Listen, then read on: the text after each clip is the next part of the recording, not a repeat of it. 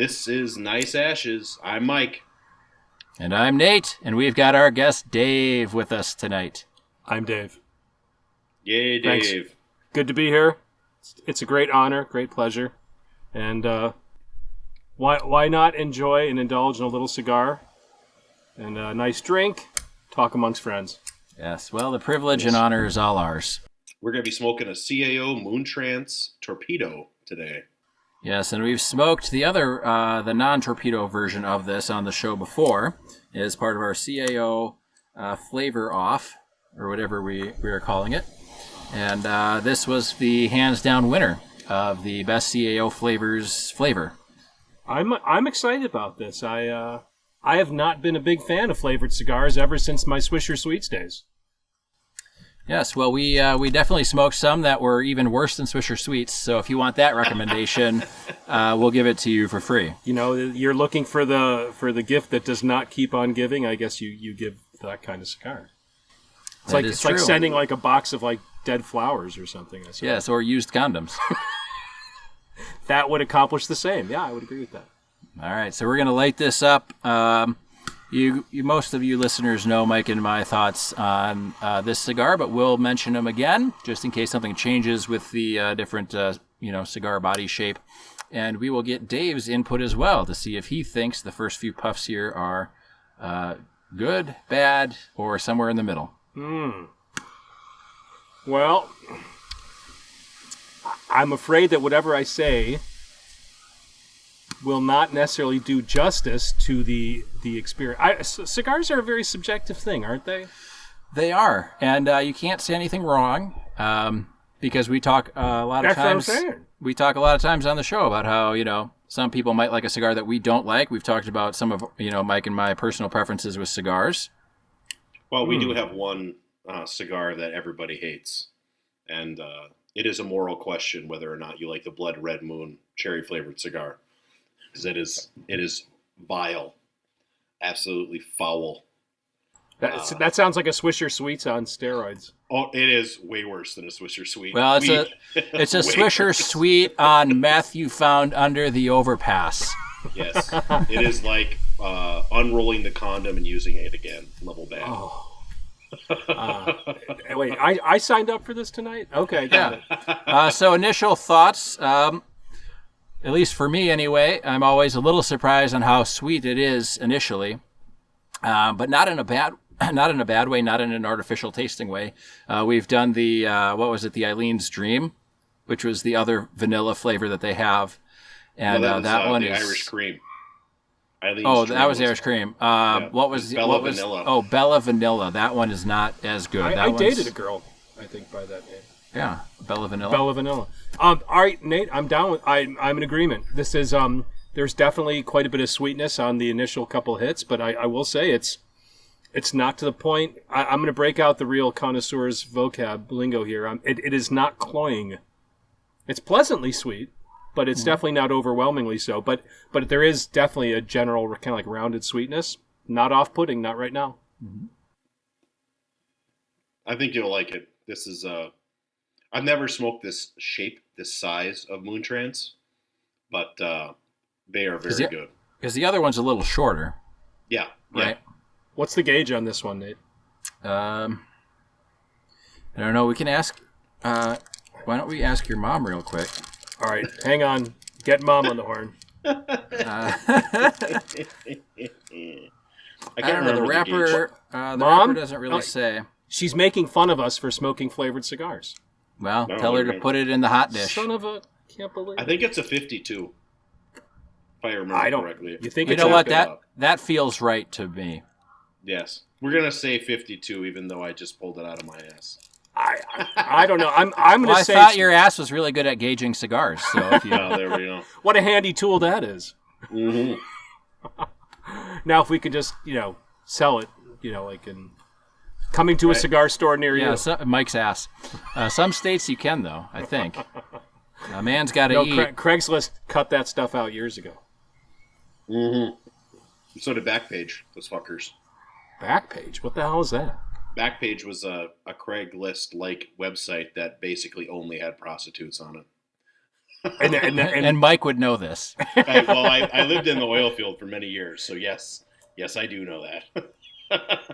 I imagine the oil fields. This was a popular. Yeah, he wasn't actually working in the oil field. He just lived there like Gollum.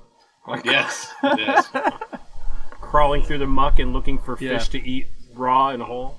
One of my friends, when I was working there, he owned an apartment complex, and he rented to a transgendered prostitute that sold ass on Backpage.com. How did they do? I mean, was business good? I think business was very good, from what I understand. Even though this transgendered woman was 6'2" and had like size 12 work boots, as my friend described it. Some guys 6'2" Hawaiian. Wow! But did they wear the right brand of work boots? I'm sure that it was an American-made work boot. Very patriotic. Had to have been. Wow. Had to have been. That community always is. Yes, patriotic. So we're a little off topic because I don't believe that's what Dave wanted to talk about tonight. Field action in the oil fields. No, that wasn't on the docket for tonight. So I was told. No, Dave. Yeah, Dave. Here's some things that we're not going to talk about. Number one. That wasn't number one. That was like number 15. Yeah, that was something. down. I thought we were safe. Right. I thought we were safe here. So Dave, what did you want to talk to us about? The MP is what we're not going to bring up. The MPs? The MP. Oh, got it. The MP. Don't go there. Yes. No more talk about that. We're going to talk about the school system, are we not? Nice segue. That was my understanding, Yeah, but you you know what? Maybe education? after a few minutes, you all get so fed up, we're going to go talk about.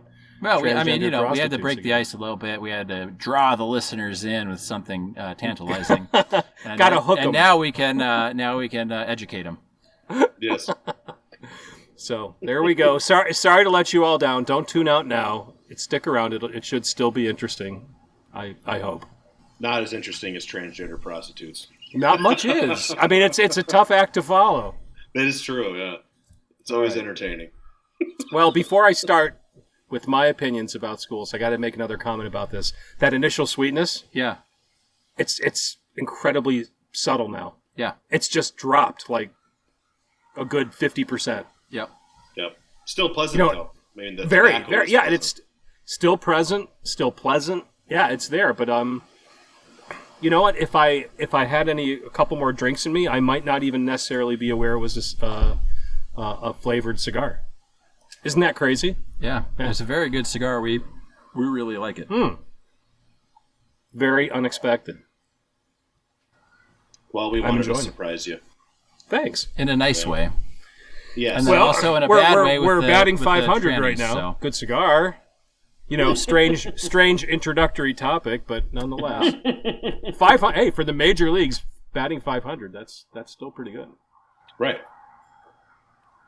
All right. What do you want to talk about schools for, Nate? Why is this important to you? Well, it's important to me because I want to know there's so many schools out there. Which one is right for me?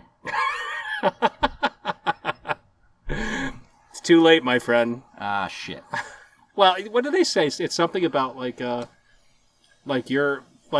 adolescent or the child brain is just like a sponge.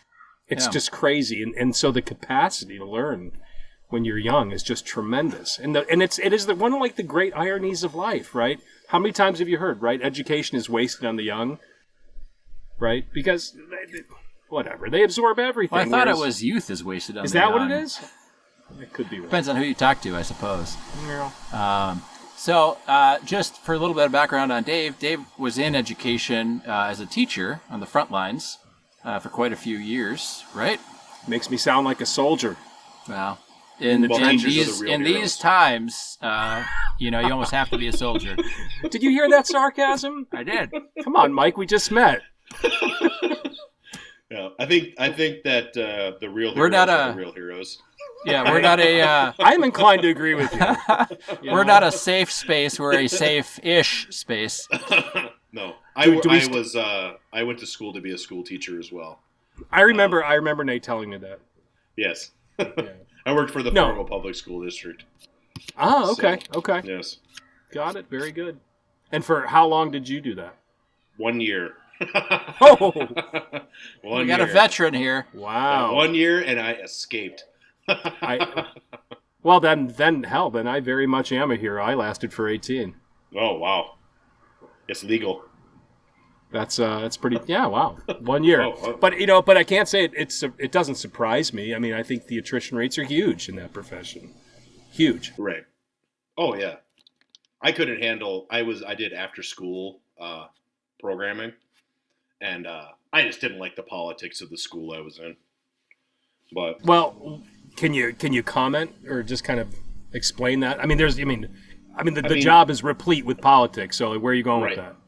well, I as an after school programmer, we just got shit on by the permanent staff or the day staff.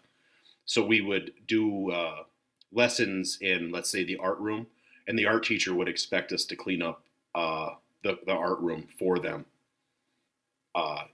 If let's say that one specific instance was they were doing clay pottery in the art room, and the teacher expected us to clean up the clay pottery area, even though we did not use the clay pottery area. You know what I mean? Because she just didn't want to clean it up. She probably didn't want you in the classroom at all. That's probably. She probably didn't want us in the classroom at all, but that wasn't how she went about doing it. You know, she could have said that she didn't want us in her classroom, which we would have been better off. Classroom, right? We would have been better off, but well, things like that. It is. No, I mean, I hate to say it, but anybody who's like, now again, I was just a teacher. I was never like a department head. I was never great. I mean, I guess I was a grade level leader, but the bottom line is anybody who is not part of the core program, all those, what are they called? The paraprofessionals, all the classroom assistants. And it's funny because I bring this up because when I got here to Minneapolis, right, all my licenses were out of state, so I couldn't get a job as a teacher. I actually had to migrate that stuff over, which is a huge pain in the ass. Can I say that? Can I say it? I can? Yeah, we mark all of these as explicit. You can say fuck, piss, cunt, ass, whore, but not damn for some weird reason. See, I want to talk about George Carlin, right? You know that classic skit. Yeah. Yep. What are the 7? Is it 7? Yes. Shit, piss, cock. I'm trying to remember. Cocksucker, motherfucker, something. Yeah. And tits. Tits was the tits. Yeah, that was it. Okay. But yeah, no, anyway, you're absolutely right. Anybody who's a paraprofessional, who's kind of like, ancillary to the core program, I mean, they are not at all respected as part of the greater educational team. I saw it all the time. And I experienced it when I, coming to Minneapolis. Here I was actually a licensed teacher, right? Michigan, Pennsylvania, taught all over the world. And now I'm a classroom aide, and you'd practically think I didn't exist. Oh, for sure. And I think there was a lot of resentment towards us too, because we did 4 hours a day and we got paid more per hour than a first year teacher. And all their after school people were school teachers. There was a lot of competition for jobs at that time after the 09 crash, Mm-hmm. So a lot of people just had to take whatever work they could get. And, Get it. They were PO'd because we were getting paid more per hour than the full-time teachers. Yeah, it makes for angry people, I mean, it's not a great environment from the get-go. I mean, everyone's already starting with a baseline level of anger and resentment, so I get that. Well, yeah, I mean, a first-year teacher is basically going to be living in poverty, for sure. You can barely pay off you can barely make those monthlies on your school loans, truly. Oh, for sure. My spouse was a paraprofessional in Minneapolis, and she has $600 a month student loan payment. It's really hard to pay that when you're only making $19 an hour. Right. But, yeah, it's a struggle. She honestly also left teaching. I was going to ask you how long she lasted. Oh, she did it for 12 years or 13 years, I think. Wow. So she lasted a long time. But she really, she has 2 degrees in like the special ed field. Okay. So she works for DHS now. She decided she wanted to get paid money. So it's a good idea. Yeah, it's a good idea. Yeah. Yeah. Getting paid money. Yeah, I well, like that. I mean, it's like working in a school district is basically volunteering. I mean, by comparison to what they're paying you. The the funny thing is you pretty much everyone says that until now. Again, I can't speak to like what they're paying in like Tulsa, Oklahoma, or Baton Rouge, Louisiana. But I do think based on my experience, if you're 15 years in, you're making a decent living. I mean, you're not going to get rich. You're not, but you can live comfortably. But again, that's all predicated on whether or not you actually paid off those student loans. Right. Or a house payment. I mean, gosh, it really kind of depends. I mean, I really don't even know how people who have children and student loans, I have no idea how people do it. I don't have children, so this is a lot of, that simplified my life somewhat, for better or for worse. Right. I don't have children either. And I worked in the oil field for a decade to pay off my student loans, so. Oil field, eh? Yeah, I worked in the oil field so I could pay off my loans. He was the pump man. The don't pump and dump man. Let us not. We're all smiling here. We've got an inside joke, but we're not going there today. We're not going there yet. We're not. Let's bring this back. So what about education do you want to talk about? Well, I don't know. Do you come out guns blazing on this particular Might as podcast, well. or We don't like to beat around the bush. There's no foreplay here. We just dive right in. What bush? Depends on what era your lady is from. Pomeranian. Mm-hmm. All right. Anyway, got it. Okay, fair enough. Large caliber weapon. Our public schools are an effing mess. They're absolutely a mess. And I think I can speak to that relatively. And you're not the first person to bring a large caliber weapon into education. Oh, goodness gracious, no. But certainly, and I bet you're not the first person to bring a large caliber weapon into this podcast either. Also true. No, I mean, I think, I don't want listeners to think that just because I don't have children, that I can't speak authoritatively about something like this. I mean, I was. You were a teacher. I was a teacher, but you I think that's enough. You don't have to have kids to right? understand the education system. Fair enough.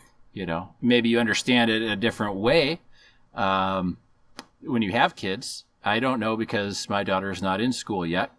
I know I fought with a lot of my teachers, so I know education from my perspective, but I was always a straight A student, and I just was sick of their shit. So I would just fight them. And so what were you fighting about? Just anything. Didn't matter what. I was a smart kid, smart in public school. Doesn't mean I'm not saying I'm Einstein, but basically they taught our generation to take tests, and that was it. So you put a test in front of me, I can pass it. And I've proved this throughout my life, time and time again, even on topics that I know very, very little about.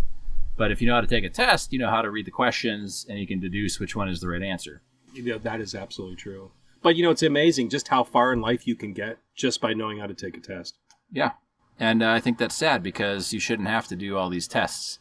Because you miss a big chunk of everything. If you're just taking tests, you don't get retention, you don't get tests you can't test for people skills either. You can't test for kind of a willingness to learn, or what do you do when you fail, or what do you do, all of that stuff. So I don't think you're out of line saying that, or even trying to preface not having kids as a thing, because everybody went through school somehow because it's required in this country. So, I do. I appreciate that, but at the same time, let me put it this way. I got into grad school. I took what was that? Do you remember that program?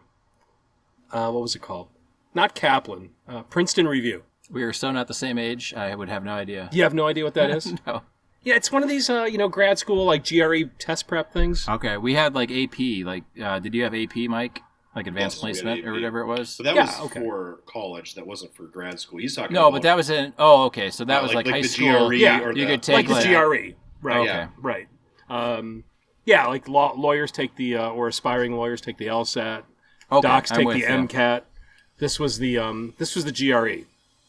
Now, Princeton Review, if I remember, they may have actually done like SAT prep, but I don't remember that. I mean, I didn't give a crap about the SAT. At that point, I was just like, come on. I was the same as you. I mean, if I could figure if I can, ace these tests in high school with my, eyes closed and my hands tied behind my back, the SAT wouldn't be that difficult. You should at least put one hand down your pants. Fair enough. To enjoy the experience. You need one to write, just fill in the bubbles, right? Mm-hmm. It's irrelevant what your other hand is doing, I suppose. But, I mean, so SAT now, but the GRE, I used that program, the Princeton Review, and I will say, it was all test-taking skills. Content was meaningless, but it was brilliant. I mean, I rocked on that GRE. I got a scholarship. I didn't pay a dime for grad school. Excellent. Yeah, I'm very proud of that. Of course, I didn't finish the program, but I got in at no cost. There you go. So what's the biggest, what are the big things that lead you to say that our education system is fucked? Where do I begin? Well, I'm going to start with, let me say this. I want to introduce something. Mike, if you've heard of this, by all means, I'd love to hear that, but Nate, we've talked about this, I think, the Pareto analysis or the Pareto distribution. Does that sound familiar to you? No? Oh. We must have had a lot more to drink that night than we have today. That's possible. I mean, we're just getting started.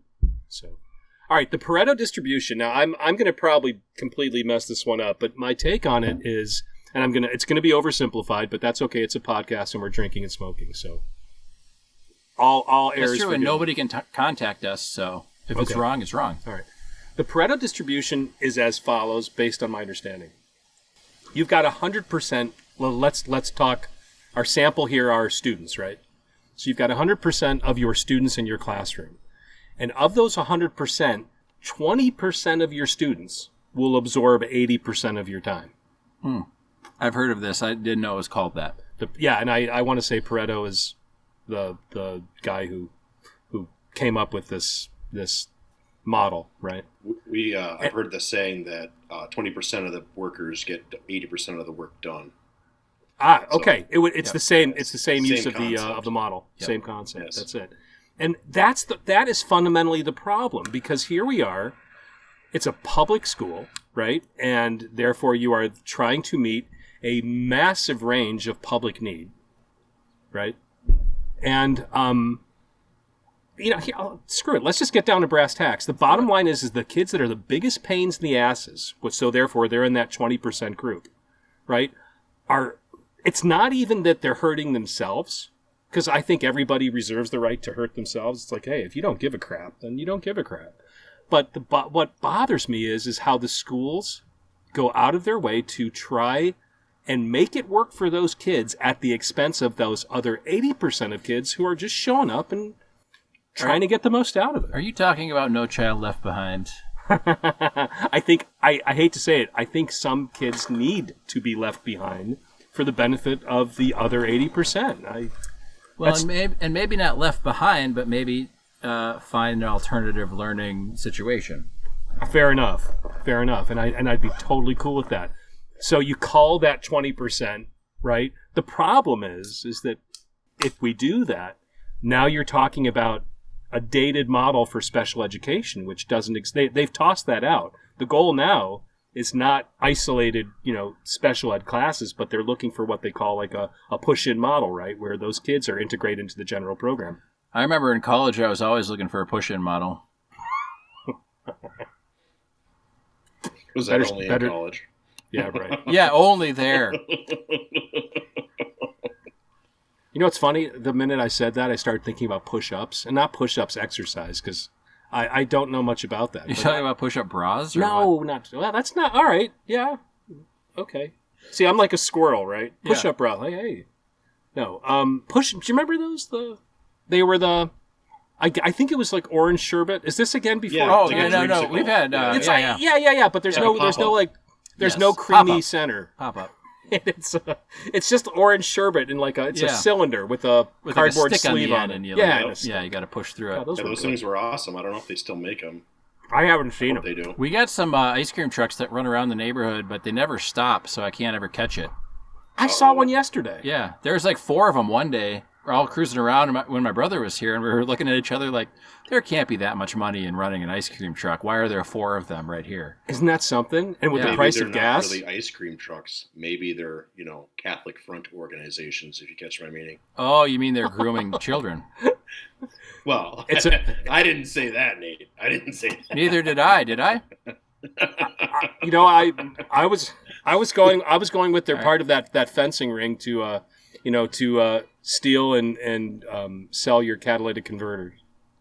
Oh, well, that take mine. might actually be true. They can take mine. I don't want it. No. Take it. So anyway, they can try to take mine. And what will happen if they attempt, Mike? Well, we can't say because then it's premeditated. Dog. Yeah, I cannot say or I cannot confirm or deny what will happen. Very good. But let's just say that I live in a very rural area. And that God is not listening up there. So their prayers will be unheeded. Yeah, this is God's country, as they say. That is really that. I mean, if I don't want to go into talk about guns, but that is America's army, right? Isn't it truly? I guess so. I mean, I think so. Let's put it this way: I hunt deer with a rifle, and the rifle that I hunt with has a scope that will adjust out to 600 yards accurately, and I have 2 of those. And I'm just one guy. But you have 2 hands. But I have 2 hands. That's right. And you have 2 eyes. I have 2 eyes. Yep. Could you imagine that? How badass would that be?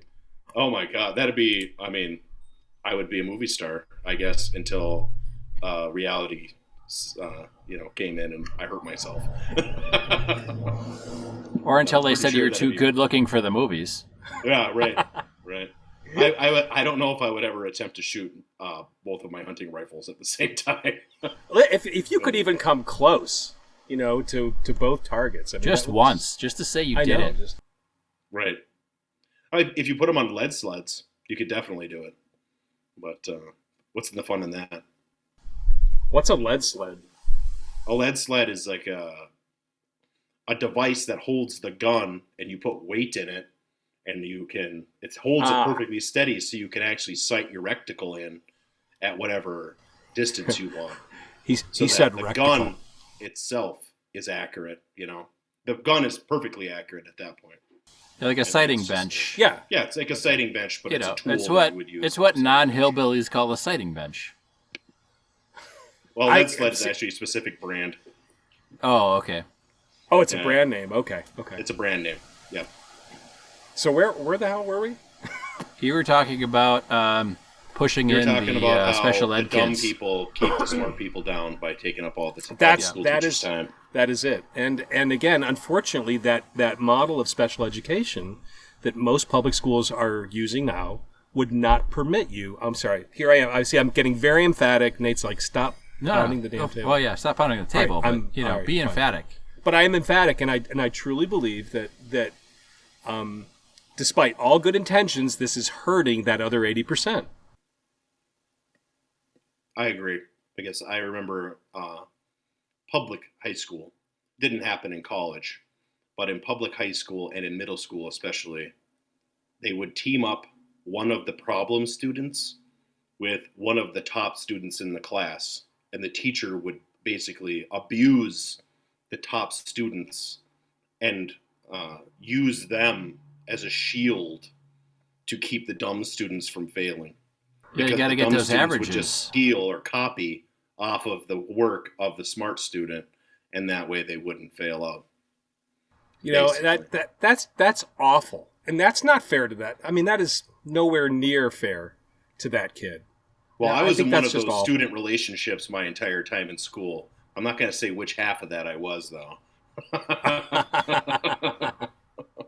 But you're here now, and that's what counts. That's right. But I'm here. Yeah, I graduated. So I'm here now.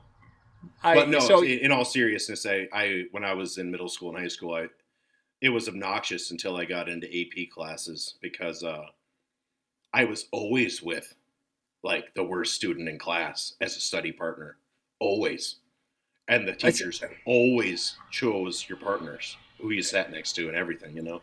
That is, I think that is a huge injustice. And if I were your parent, I'd be flipping out. At that time, I would have flipped out.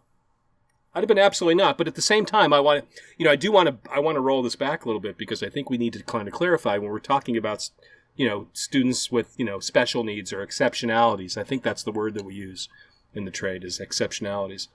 Is that, some kids, they have learning needs, but they're not bad kids. They're not like, just ridiculous, distracting trolls. They just have learning needs. I wasn't with a person with a learning disability. I mean, I'm talking, they'd put the shithead kid that should have been at ALC. That's what I'm talking about. I'm not talking about a special needs child or anything like that. I'm talking the shithead kid that probably shouldn't be there. They should be in a different school. These are the kids I'm talking about. And I'm glad we clarified that from the get-go because your listeners are going to think we're a bunch of, callous assosholes. Well, no. If they don't know that by now. Okay. Then we just removed all doubt. Let's do a quick cigar check. I think I'm over halfway done. Oh, I'm more than halfway. I'm puffing on this thing. What do you think, Dave? I'm only halfway done. You guys are going crazy here. What the hell? Well, it's windy here, and I want to keep it lit. That's why the guys in the golf course, they always smoke like, the mediocre cigars because the wind smokes half of it, right? Mm-hmm. I'm loving it.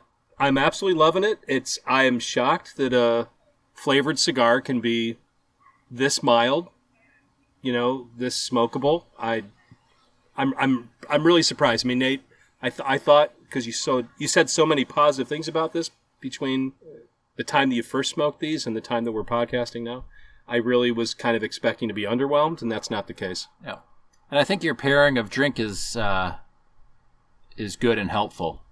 Whiskey, Canadian whiskey. Yeah, I think if you went with something sweeter, it might. I don't know. I don't know if you want to go sweet. You're having beer. I'm having beer. How's that combination? Good, real good. I don't know. I just think if you drank like a really, really sweet drink, you might not like this as much. That's a good question because, Mike, what are you drinking?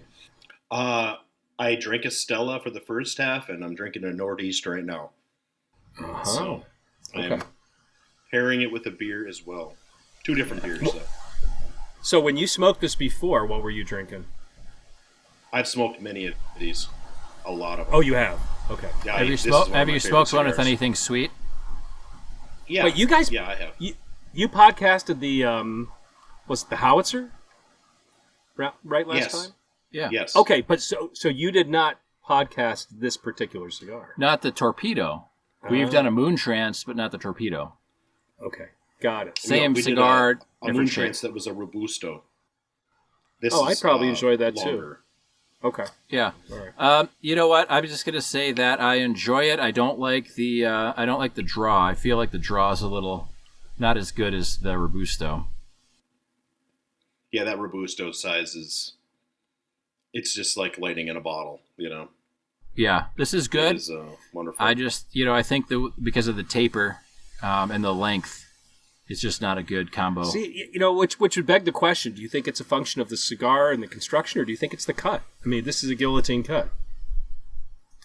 We should have the best airflow. I would figure, right? with a guillotine cut. I have a French cut on mine today as well. I did not do a cross cut. The French cut. French cut. Hence guillotine? Yeah, hence guillotine. Guillotine! Oui, oui. I usually do a cross cut with a V cut. I like the V cut. I like a V cut as well. So. No, it's a very smokable. I think, Nate, it's interesting. I hadn't thought much about the draw. Yeah. Because I'm just I'm enjoying the flavor that much, so I can't say I'm really paying attention to the draw. But I see where you're going with that. It's not a consistent. It's not as smooth or as draw. Open as some of the other ones where you can really get a mouthful. Even with the Robusto, you can get that mouthful of the smoke. You can taste you can bring it all in. You can taste the vanilla. You can taste the tobacco, and this one is just a little restrictive. So that would be my only complaint. Still very smokable, very good. What's the price point on these anyway? I got these for $5. What the hell was it? $3 a piece online. That's a bargain. A bargain. It's a If you go to freaking a cigar steal. shop, these It's a are freaking more like steal. $8. Yeah, at a cigar shop, I think they're $7 to $8. But if you get them online when they're on sale, you can get them for about $3 a stick. No, I don't think you're going to get a better cigar for that price point. Truly. Oh, it's like I say. I think the first time we talked about it, this is like the 870 Wingmaster, right? It's more than the sum of its parts. There's just something about it that is magical, borderline magical. The are we going to do a podcast for like the best value cigars? I would say if you did, this is going to be on your list. Yeah, I mean, I guess we haven't thought about that.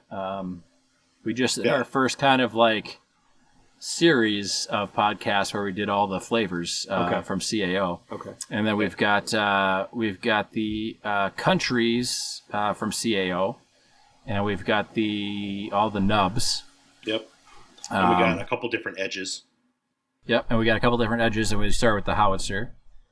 But but I mean, honestly, I've got to tell you, props to you both, because I mean, here I was thinking, okay, this is another cigar or another cigar podcast with dudes smoking hoity-toity cigars that blue-collar Joes like myself can't regularly afford.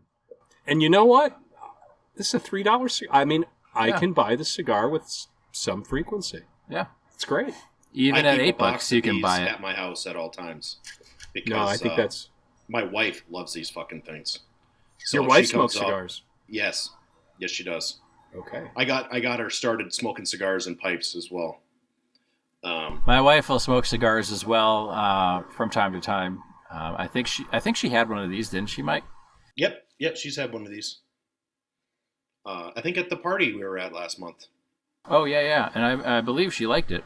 Wait, Yes. what? There was a party? I wasn't invited. You were invited to the party down here. It was that party? Yeah. Oh, But we had another party up there. whatever. Yes. It's not my call, man. Excluded again. Parties happen wherever I go. Yeah, the party follows Nate, not the other way around. Yeah. And it's in my I would pants. understand. What was that, Nate? I'm sorry. It's The party's in my pants. Parties in my fucking- pants. Why don't you all fucking jackwagon.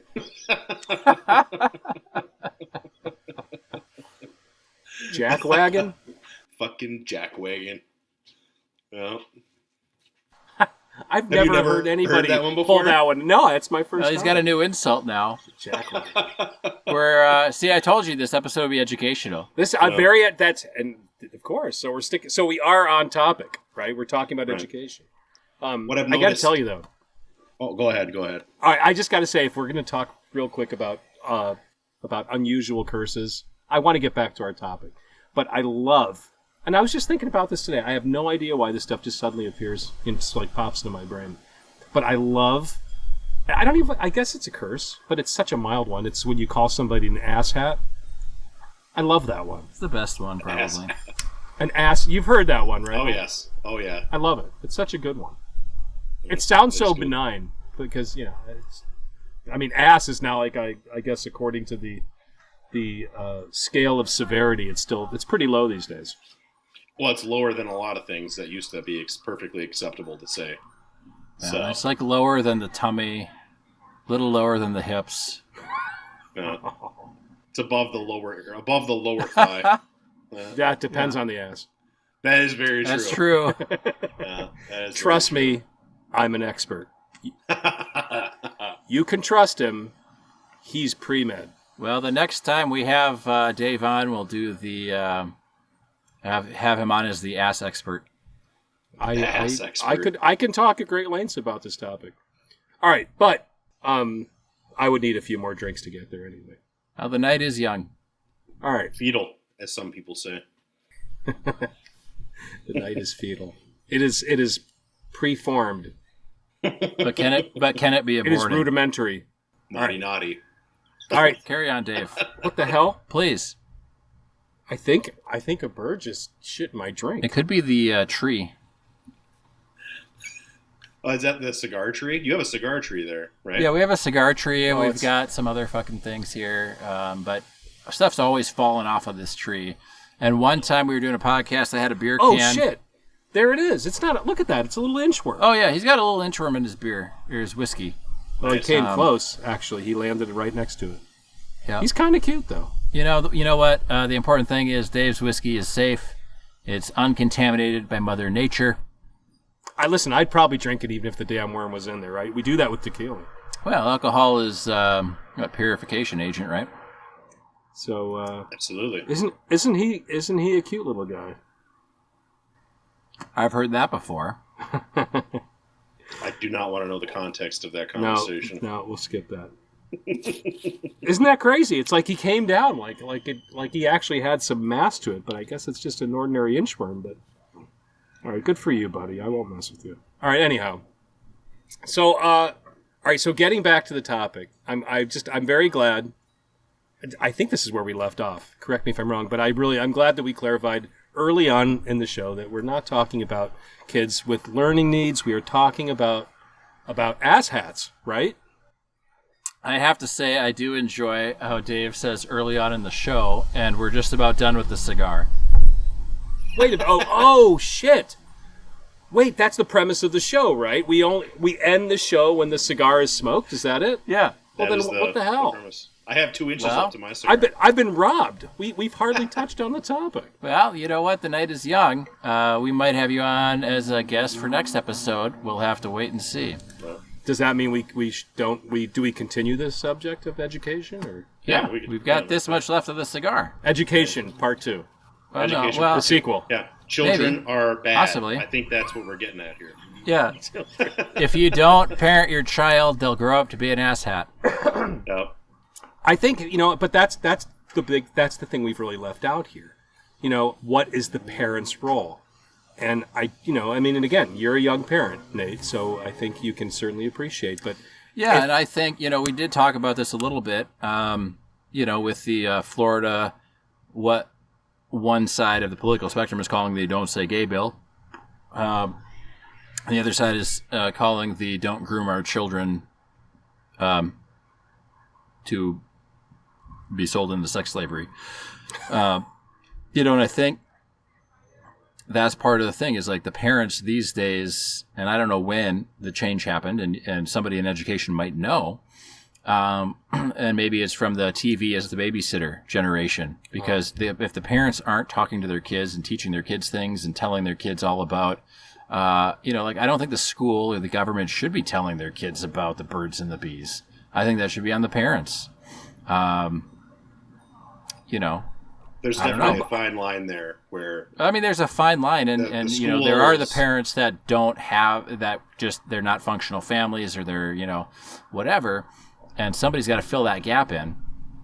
But I don't think the school sex ed talk should be the first time any of these kids are hearing about this. In an ideal world with, functioning families or whatever, however they define functioning. That's just my thoughts and opinions on that. The issue becomes that I don't know about most, but many children do not have functional parents. They're not functional adults, Oh, and I agree 1,000%. They're not, yeah, that's a really good point. Dysfunctional adults create dysfunctional children. One of the best quotes I ever heard was, imagine how stupid the average person is. Now imagine that half the people are dumber than that. Yep. This has been a very uplifting podcast. Well, and if you want to stop the cycle of bad parenting, one of the best books I read that was very interesting to me, and I won't tell you why, it was called Adult Children of Emotionally Immature Parents or something. That was the title? Yeah. But it was fantastic. It was great. It showed, but, just about some of that stuff where the parents aren't present or the parents were never modeled the right behavior. And it goes back, it talks about just, if your parents were like this, it goes back generationally. It's not, they learned this somewhere. It's a learned behavior. But it's a good book. I'd highly recommend checking it out. I think you would like it, Dave. Oh, I think I would. The title does not sound particularly engaging. It sounds awfully dry, but it's written in a very easy to understand manner. Okay. The title sucks. You may not know this, but there's a book called The Adult Children of Alcoholics, and there's another book called The Adult Children of Narcissistic Mothers. And they're all along the similar lines of, like, if your parent was an alcoholic, you probably have these personality traits you're not even aware of. And, or if you had a narcissistic mother, you probably have these personality traits that you might not be 100% aware of. So it's kind of like the chicken soup for the soul thing. Like there's chicken soup for but less God. Okay. Yeah, way less God. Yeah. More science. But seriously, this is kind of like a series, right? Well, I don't know if it's not a series. I don't know that they're all written by the same person. I don't think they're all written by the same person. But they're all written by theme. psychologists, yes, and scientists or whatever that want to help explain things. And at least I haven't read the other two, but the one I'm talking about, it's kind of helping you as the adult child cope with some of that trauma that your parents may have unwillingly or unknowingly gave to you. Oh, I'm frickin' really aware how much trauma they gave to me. Yeah. But it explains it, not so that you necessarily have less anger at them, but it puts it in a very understandable thing. But that's, the asshat kids aren't going to read. Okay. So it's not going to help their them. asshat parents. Or their asshat parents won't read either. Right. But I think that's a really important distinction. And one thing I will say, I mean, I guess I got to talk fast now. Like I've got like an inch of cigar left. I just want to mention, I just feel like you know what you're getting into when you contact a parent, right? And we did. I mean, like, I don't even know how the hell we found time for it, but, the objective was, hey, before you refer that kid, have you contacted the parents? Like, well, the kid is smacking other kids, is completely incorrigible, right? Can't get him to sit down. But you want me to just contact the parents first. Got it. But when parents reply and they say, hey, from 8 until 3, he's your problem, you're screwed.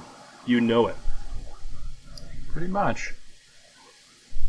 And it's unfortunate. I mean, that's the whole thing. I think a lot of parents are thinking, okay, you're not really a teacher first and foremost, you're just a surrogate parent. But at the same time, can we excuse the fact that really the primary teacher role is, in fact, the parent? It's not the school teacher. Well, and I think we have a fucked up system just in general, because you pay taxes to pay for the education. You can pay extra to send your kid to a non-government school. So you're already paying for it. Somebody's paying for it. The kids are legally required to be there. So, it's a law. It's like, so I can see where a lot of parents say, well, I'm already paying for it. My kid's legally required to be there. They can't run out on the babysitter. I get 8 hours a day to do whatever I want. It's funny. I've never thought that you think that's the perspective that they're Well, saying. I don't know. I mean, that's not my perspective, but think about it. It's not that unreasonable. You're being forced by the government to pay for this school. Your kid is being forced by the government to go to that school. If they don't go to that school, both of you are in trouble legally. And, I don't know. Huh. But nonetheless, I mean, even if that were... I'm not trying to justify it. No, I don't think you are. I don't think you are. But I think at the same time, if that's... I mean, that's still a very just a horrible attitude, if that's in fact, the way America, we're number one. Wow. I don't think most people want children. I think that we have a selfish society, and selfish adults make selfish decisions. And a lot of children are mistakes that their parents don't actually want. And maybe not mistakes, Mike. Maybe that child was the child that was supposed to fix the parents' relationship, but the parents never learned how to communicate with one another. I would still consider that a mistake. I mean, the parent might not consider it a mistake. But if your child is supposed to fix a problem in your relationship, that's a mistake. And how many times do we see or know examples like that? I mean, come on, Mike. I mean, you've hit it. That is it. How many times do we hear stories like, couples like, their relationships in the rocks, and for whatever reason, the most harebrained frickin' idea ever is like, hey, let's have a child. This will solve things. Right. Which doesn't solve anything. All it is a stressor. It's like getting a dog to fix a relationship. It's not going to work. Dogs are still pretty cool, though. Well, yeah, but they're also Catholic time terrorists. You know what I mean? They're horrible. So, Mike, here's a question for you. Do we get the roach clips to give Dave 3 or 4 more minutes, or do we invite him back next episode? I was gonna make a joke about you having a roach clip factory over there, but that's way too much of an inside joke for anybody other than you and I to appreciate. It's jokes within jokes within jokes, right? Right. You're lost. I mean, I know what a frickin' roach clip is. I have no clue what you guys are talking about. That's as intended. That is what is intended. It's pretty funny though. I can't remember the last time I saw a roach clip. Does anybody actually smoke pot anymore? It's all edibles now. It's all vapes. I don't know. That's a question for law enforcement and not for this podcast. Well. Until it's legal here, and then it might be a question for this podcast. Right. Exactly. Do you edit out most of our anti-law enforcement ranting? I think you do, don't you? I don't. Oh, you Fuck don't? the cops. Fuck the police. Did you edit out your suggestion for the Uvalde Police Department? I did. I edited that out. See, now I've definitely got to go back into that podcast and listen to that bit. So, just so the listener is aware, because there are what I would call stimulants involved in this podcast, whether it be beer or liquor, or reds or blues or and the ultimate killer of all time, tobacco. Sometimes we get into things and we say things because we're riled up or fired up, and if it's not the message we wanted to share or not the thing that we, sometimes you can say something and people who know it's a joke. And if you say it out in the world and people don't know you and don't know it's a joke, then it can get a little dicey. So we're just trying to keep this podcast friendly as we can. Our mission is you've done a fine job. Our mission is always to educate and encourage conversation and, learning more about different topics and things, and not necessarily to, force our opinions or our views on you, the listener. But we do want to, it would be nice to have some influence. I mean, wouldn't it be kind of, I don't know. Call me crazy, but I would think the objective of a podcast is, in fact, to influence. You can't force anything. You can't force anything. This is what I want. I would like for this podcast, and Mike, you can correct me if I'm wrong, because I don't want to speak for you. Sure. I would like this podcast to make enough money that we can smoke for free for the rest of our lives. That's it. That's a good goal. Well, as of right now, I think that every listener we personally know on some level. So, except for our listener in Belgium, shout out to you. Do we have a listener in Belgium? Yes, we do. Do we have a? I just want to say there in the Netherlands too for our listener in Belgium. I just want to say secretly they're my favorite. Sorry, Keith, but Keith is also my favorite. So thank you too. Yeah, Keith, you have the same sign in your bathroom as I have in mine. This is true. This is true. And I got naked in both, and I got yelled at in both. So Mike and Keith have a half bath, and they both have the same sign that says "Get naked." Just kidding. This is a half bath. Don't make it weird. You're serious? Honest to God. You've seen the sign? Honest to science. I've been naked in both their bathrooms. Well, then you defied the directive of the sign. Well, I did the first thing that I read, and then I continued reading after I was naked. See, he's dyslexic. He's dyslexic. Right. So here we are. We're back at our topic, right? Education, right? Learning differences. Does that make me the asshat? You're in the 20%. Being dyslexic makes you the asshat. No, it doesn't. It doesn't. But seriously, it's like I would have felt like a real ass had we not gone back to really clarify, because again, unfortunately, whether it's behavioral, right, or whether it's a learning difference or learning need. Unfortunately, the tendency is to lump those things together. They're very distinctive. Yes. So I just put my cigar out. I broken out the roach clip. An inch and a half left of mine.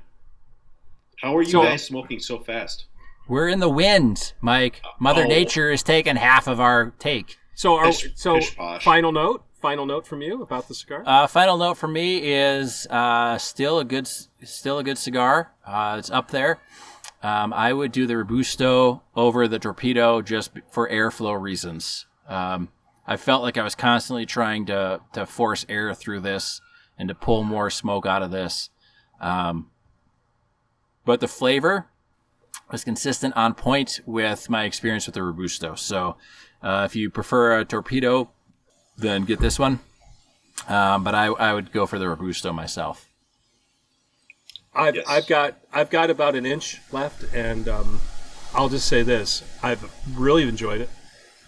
What I think is really interesting. I don't know if you're noticing this at all, Mike, or Nate, if you've noticed this, but it's gone from sweet to almost floral.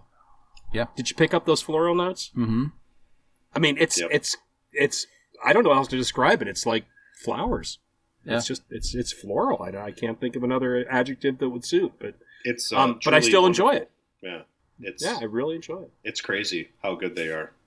But here's the funny thing: is Nate? The goal here, then, I guess, at least as far as Nate is concerned, is to have a podcast that would enable him to smoke for free. But if we're only smoking $3 cigars, you've got some pretty modest goals, my man. Well, there's other cigars that are more than $3. Yes. Well, like yes, that. How much was that howitzer? They're probably like $8-10 a piece at minimum, I imagine. Well, I know the Asylum 13 was about $14 a stick. I smoked one that was a hexagon press, and it was chocolate and citrus, and it was phenomenal, and that was a $20+ stick. Giddy up. Yeah. I can't remember what I spent on those howitzers. I got them online. I maintain 3 humidors at my place, and I think Nate does as well. Yeah, I want to say you got, yeah, right. Okay. If I'm assuming that many of our listeners who smoke cigars have humidors, and you can get really good deals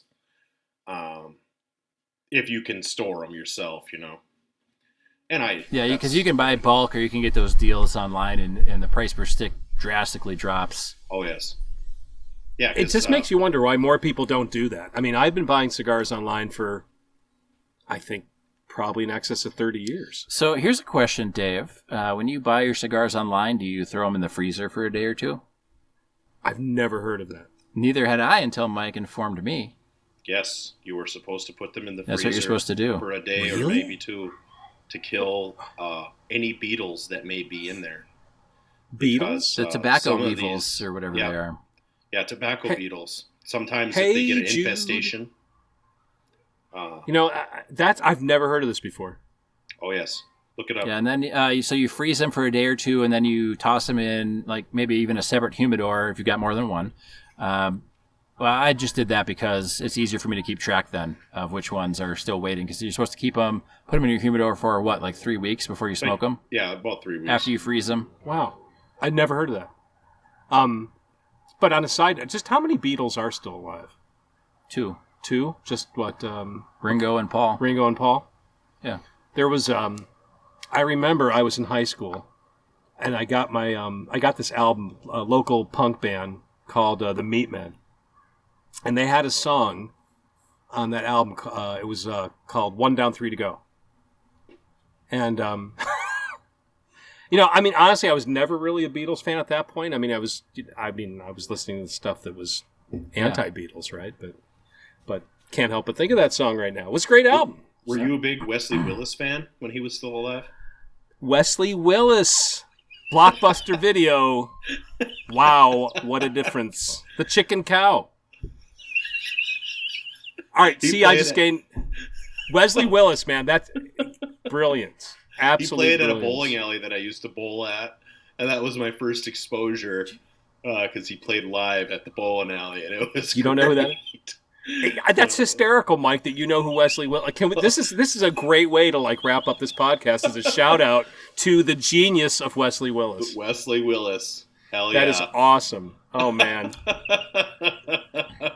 All right, so do we refer people now to go to YouTube? Well, right? They'll do it if they're interested. Do you have final thoughts on your cigar, Dave? Me personally? Well, your opinion on this cigar is... Yeah, no, that's it. I think this is a winner. I think it's an absolute bargain. I'm with Nate on this. I think the draw on that particular... I don't think this is a 52. I'd say best case scenario, it's a 44. But nonetheless, I'd absolutely smoke it again. For $3, you can't go wrong. Right. I think they're great. Yeah.